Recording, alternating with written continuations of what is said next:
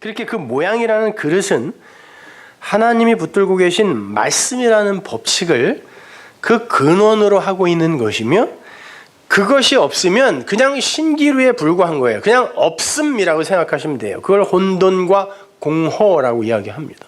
없는 거예요. 근데 말씀, 법칙이 떨어지니까, 이렇게 되어라 라는 법칙이 떨어지니까 거기에서 물질과 존재가 생겨나는 겁니다.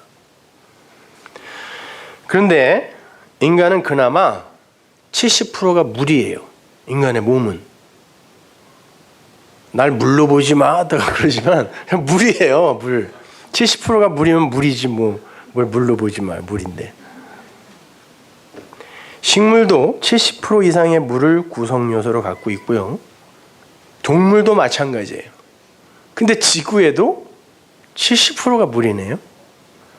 뿐만 아니라 인간의 오장육부처럼 5대양 6대주로 나눠져 있습니다. 여러분이 공부를 해보면 아시겠지만 우주나 사람의 세포나 인간의 육체나 이 지구라는 땅덩어리나 모두 그 같은 과정을 가고 있고요. 생성이나 멸망의 그 과정이 전부 똑같아요. 심지어 구조까지도 똑같고 돌아가는 원리도 똑같습니다. 그러니 어떻게 하나님이 안 계시다고 함부로 이야기를 하겠냐고요.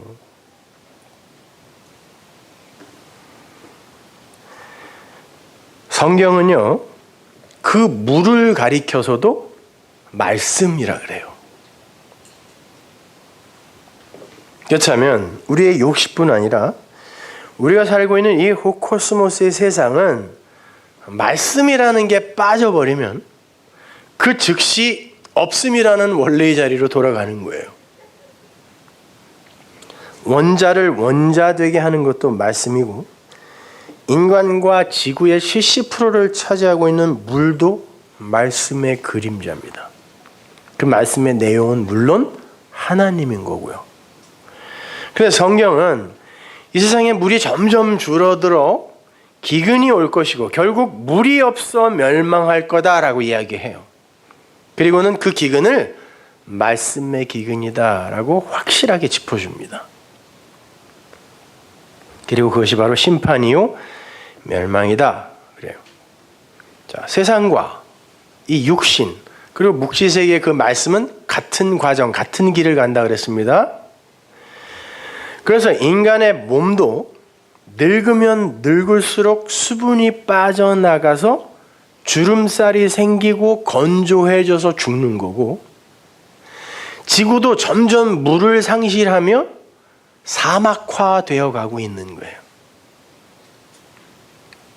환경학자들이나 환경단체에서 찍은 사진들 보면 지구는 급속히 사막화되어 가고 있어요. 코스모스의 세상 전체가 물을 잃어가면서 멸망의 자리로 내닫고 있는 것입니다. 지금도 세계 60억 인구 중에 물 부족으로 고통받는 사람들이 40% 이상이에요. 근데 앞으로 10년 후면 세상 인구의 70% 이상이 그 물 때문에 고통받을 것이다 라는 통계가 나와 있습니다.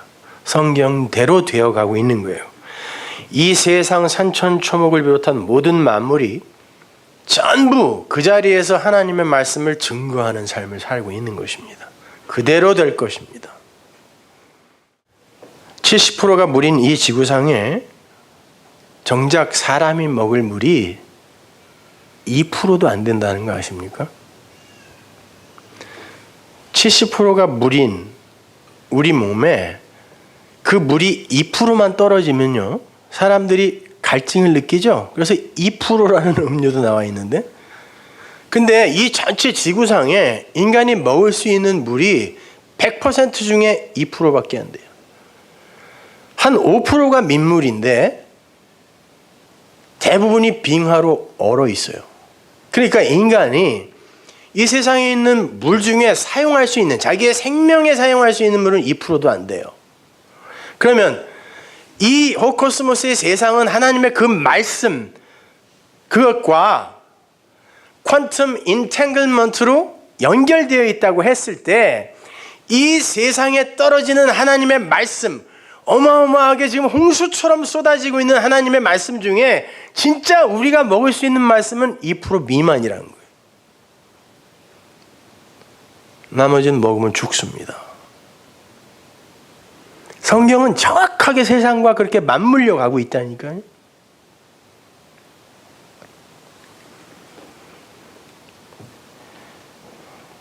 자, 이렇게 우리는 먹을 물이 없는 세상 속에서 살고 있는 거예요. 그러니 위기의식을 당연히 가져야죠. 그리스도인이라고 하는 사람들은. 그리고 그 생수를 찾아 하나님께 아이테오 할 수 있는 그런 열정들이 있어야 된다니까요. 내 눈에 보이는 것과 내 귀에 들리는 것, 내가 감각할 수 있는 것 등이 사실은 실체가 아니고 모형이며 내 육신과 내 인생도 마찬가지예요. 이것이 내 현실이 아니고 이것은 무언가를 교훈하기 위한 하나의 그림자 같은 것이다 라고 그 어떠한 실체를 설명하기 위한 그릇에 불과한 것임을 깨달아 알게 되면 그걸 자기 부인이라 그래요. 내가 어떻게 해서든지 꾹 참고 어떻게 해서든지 훌륭한 사람이 될 거야 허벅지를 찔러가며 하는 게 자기 부인이 아니라 그걸 아는 거. 그게 자기 부인이에요. 그게 자기 파괴인 것입니다. 그렇게 파괴돼야 다시 세워질 수가 있어요. 그게 십자가예요. 그렇게 돼야 그 십자가가 내 십자가 되는 거예요. 아니면 그냥 예수의 십자가예요. 자기 십자가 아니라니까요. 근데 주님은 자기 십자가 지고 와 그랬다니까요.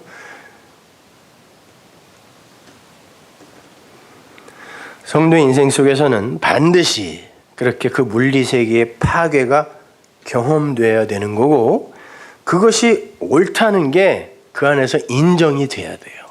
그래 이렇게 부서지는 게 맞지. 그래야 진짜 가치, 진짜 생명이 뭔지를 내가 알지. 맞지.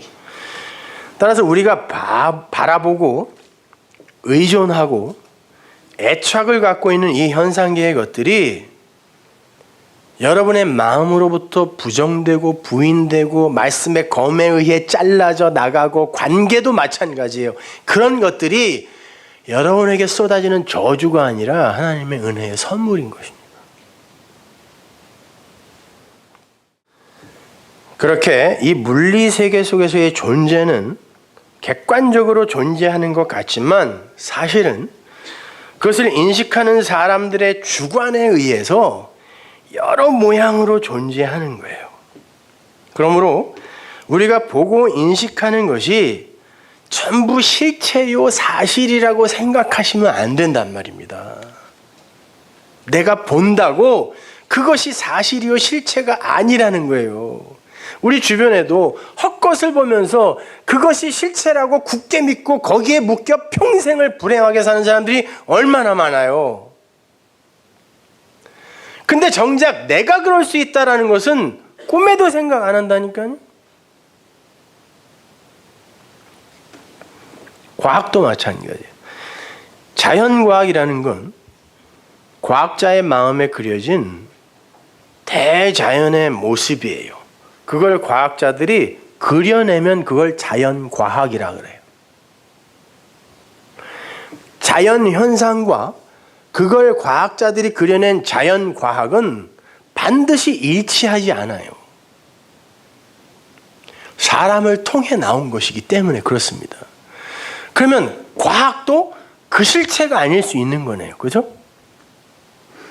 아인슈타인이 진리였던 때가 있었지만 그가 양자 물리학에 의해 짓밟히는 시대가 온다니까요.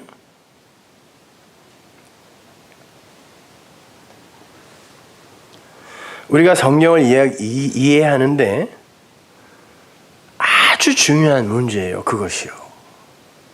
오늘 본문도 이러한 선지식을 갖고 보지 않으면 그냥 우리를 올가매는 올무가 될 수 있다니까요. 육신을 죽여. 왜 안 죽여? 안 그러면 니네 죽는다니까. 육신을 죽여. 영으로 죽여. 근데 육신이 뭐야? 영은 뭐야? 어떻게 죽이는 거야? 모르면서 마치 남들이 다 하고 있는 거 나만 못한다고 들키면 신앙 없는 사람으로 들킬까봐, 찍힐까봐 그냥 다 하는 척하고 있는 거예요. 그래놓고 불안에 떨고 있는 거죠. 그걸 자유라고 해요? 그걸 복음이라고 합니까? 그걸 진리라고 하나요?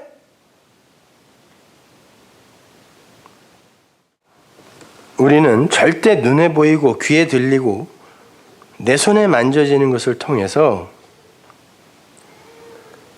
하나님과 묵시 세계를 그대로 이해하려고 해서는 안 되는 거예요. 할 수도 없어요. 그래서 우리에게 하나님이 성령을 보내주시는 거예요. 성령.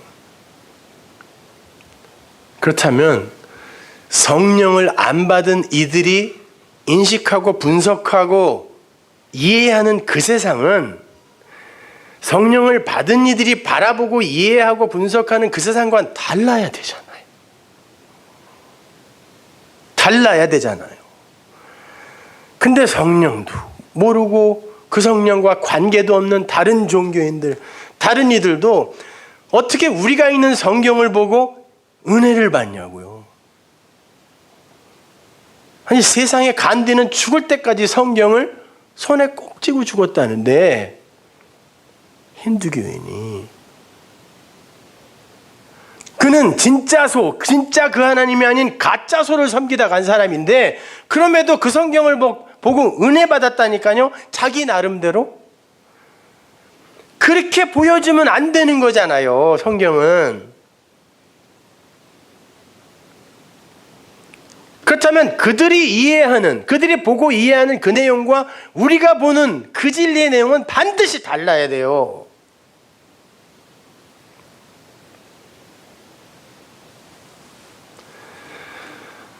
그럼에도 불구하고 하나님의 사랑하는 백성들이 그 보이는 것에만 묶여서 그 수준의 행함으로 하나님을 기쁘시게 하려고 하는 그 상태에서 하나님이 할 수 있는 게 뭐예요? 성령으로 찾아와서 그 보이는 것들을 깨시는 거예요. 하나하나 깨서 그 알맹이를 보여주시는 거예요. 이것도 깨고 저것도 깨고 이렇게 깨서 그게 내용이 사실은 이거잖아 라고 보여주시는 거예요. 그래서 여러분의 인생이 이렇게 깨지는 거예요.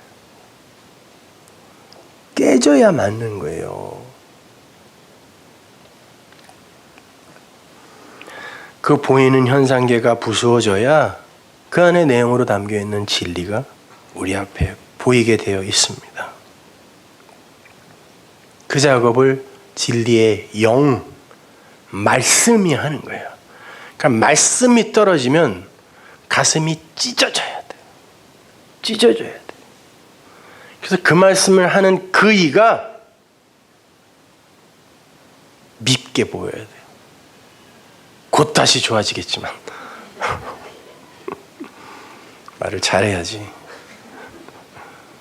요즘 몸이 안 좋아서 저기서 침을 맞고 있는데 집사님이 그러더라고요. 몇 명이 찾아와서 아프게 놀아 그랬대. 아픈 말을 제가 한다 이거죠. 그러니까 침 아프게 놔주라 그랬대. 아휴, 내가 진짜 이런 곳에서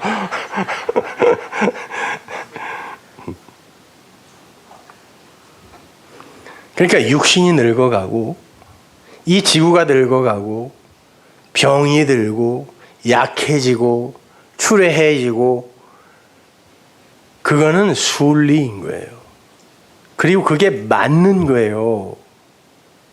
그걸 자꾸 거슬러서 주름살 필라 그러고 억지로 수분 공급하려 그러고 탱탱하게 만들려 그러고 그러면 안 된다는 거니까.